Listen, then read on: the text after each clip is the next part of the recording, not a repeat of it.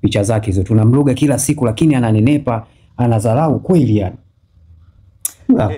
Akomi hata kidogo, yani anadharau. Inakuwaje mtu unalogwa halafu unanenepa na nikela? Sasa sikia nikwambie. Tunapanga mission hapa. Jambo la kwanza, kule mtani kwako kule kuna watu wanamwabudu sana Mungu pale. Unakosea sana wewe mwanachama. Unajua. Kwa hiyo kwenye mazingira ya kawaida hawa hawataki kumwabudu Mungu imani, yani hata wakitaka kwenda misikitini yani wawe wazito. Yani nisisikie mtu kwenye eneo lako pale aseme hata lile neno Allahu Akbar.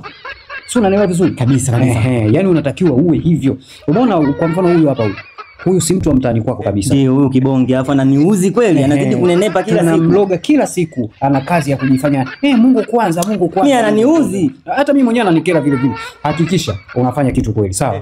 Hakikisha unafanya kitu. Yani wengine kuna yule binti yule pale, kuna binti mtaani kwako pale. Ndio yule pale na yeye ni kibonge, ana miguu minene. Ana miguu minene. Yeye anafaa kuwa mchawi. Anafaa yani tunafaa kabisa kumtumia yeye. Tumtumie nini? Sasa ndio hivyo anajifanya. Unajua watu ambao ngoja nikwambie kitu kimoja, mimi mkuu wenu napata shida sana kwa watu ambao wanaofanya ibada.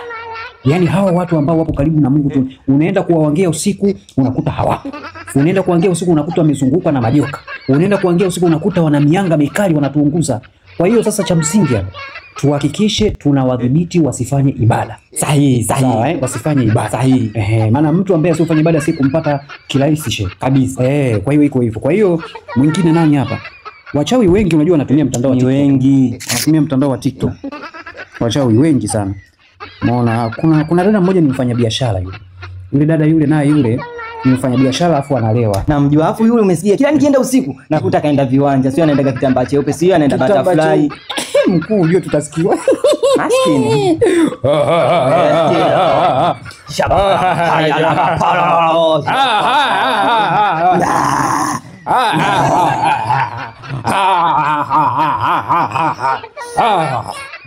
Sasa tuondoke.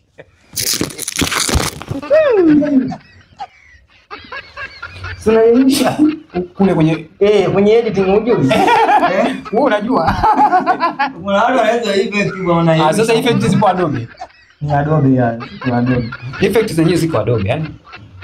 Kachukua simu. Kwa nini tena nifanye bwana?